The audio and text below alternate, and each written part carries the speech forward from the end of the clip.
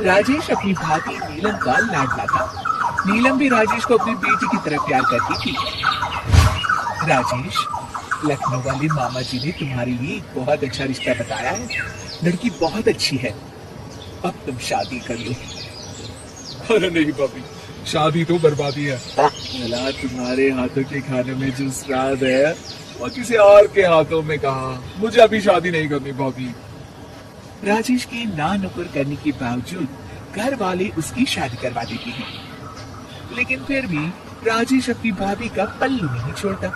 वो अपनी पत्नी को बिल्कुल तवज्जो नहीं देता था। उसके लिए उसकी पत्नी सुधा का होना ना होना बराबर था। अरे राजेश, तुम अकेले बाहर जा रहे हो, सुधा को भी लेते जाओ। अरे क्या भाभी, हफ्ते में एक दिन तो छुट्टी मिलती है और आप वो भी खराब करना चाहती हैं। सुधा बाहर जाके क्या करेगी, वो घर में ही ठीक है। वैसे मुझे देर हो रही है भाभी, चलता हूँ मैं। राजेश की इस बेरुखी से सुधा हमेशा उदास रहती थी। फिर एक दिन नीलम इस विषय को लेकर अपने पति से चर्चा करती है। सुनिए जी, राजेश को कब अकल आएगी? वो तो सुधा की बिल्कुल कदर ही नहीं करता। अब आप ही बताइए, ऐसे कैसे चलेगा? तुम ठीक कहती हो, राजेश को सही रास्ते पर लाना ही पड़ेगा। चलो मैं तुम्हें एक उपाय बताता हूँ। फिर 2 दिन के बाद नीलम बाजार से खरीदारी करके घर लौटती है। ये लीजिए माँ जी, मैं आपके लिए नई साड़ी लेकर आई हूँ। बबलू, ये तुम्हारे लिए। नीलम सबके लिए कुछ न कुछ लेकर आती है। भाभी, आप मेरे लिए कुछ नहीं लेकर आई क्या? अरे राजेश, तुम क्या समझते हो, मैंने कोई बैंक खोल रखा है या फिर घर के आंगन में पैसों का पेड़ लगा रखा है? तुम हर बात के लिए मुझसे उम्मीद क्यों रखते हो? अब बड़े हो गए हो, अच्छा कमाते हो। क्या भाभी, मैं तो बस, अरे बस भी करो। तुम्हारी ये बच्चे जैसी ना समझ बातें सुनने के लिए मेरे पास बिल्कुल वक्त नहीं है। नीलम राजेश को छिड़ककर वहां से चली जाती है। राजेश अचानक अपनी भाभी का ये रूप देख असमंजस में पड़ जाता है। फिर एक दिन नीलम रसोई घर में खाना बना रही होती है कि तभी राजेश वहां आता है। भाभी, आज मैंने अपने बॉस से वादा किया है कि उनके लिए आपके हाथों का बना गाजर का हलवा लेकर आऊंगा। आपके हाथ से बने गाजर के हलवे में तो जादू है, जादू। मेरे बॉस तारीफ करते नहीं थकते। प्लीज अब जल्दी से बना दीजिए ना भाभी। नीलम राजेश के ऊपर भड़क जाती है। तुम्हारा दिमाग खराब है क्या? आखिर तुम मुझे समझते क्या हो? इस घर की नौकरानी?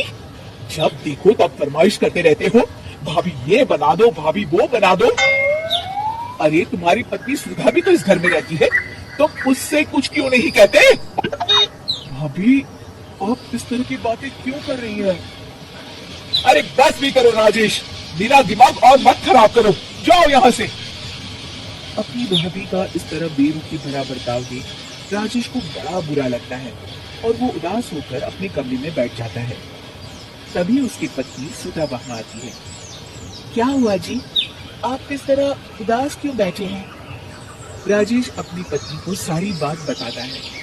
राजेश की बात सुनकर सुधा मुस्कुराती कहती है, बस इतनी सी बात? चलिए जी, मैं आपके बॉस के लिए गाजर का हलवा बना देती हूँ। अरे छोड़ो, तुमसे नहीं हो पाएगा, रहने दो। आप तो बस देखते जाइए जी, अभी आती हूँ मैं। थोड़ी देर के बाद सुधा हलवा बना के राजेश को देती है। फिर राजेश अपने ऑफिस चला जाता है। शाम को जब राजेश घर आता है तो खुशी के मारे अपनी पत्नी सुधा को गले लगा लेता है। अरे वाह सुधा, तुमने तो कमाल कर दिया। सच में क्या स्वादिष्ट हलवा था।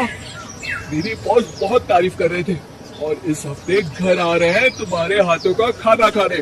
और इतना ही नहीं, उन्होंने मेरा प्रमोशन भी कर दिया है। सच? हाँ, मुझे माफ कर दो सुधा, आज तक मैं तुमसे गैरों की तरफ पेश आता रहा। अरे ये कैसी बातें कर रहे हैं जी, मैं तो आपकी पत्नी हूँ। धीरे धीरे राजेश अपनी पत्नी के साथ पूरी तरह घुल मिल जाता है और अपना ज्यादातर समय सुधा के साथ बिताने लगता है और उसकी हर छोटी मोटी जरूरतों का ख्याल भी रखता है। ये देख राजेश के भैया और भाभी बहुत खुश होते हैं। फिर एक दिन राजेश और सुधा बाहर से घूम कर आते हैं।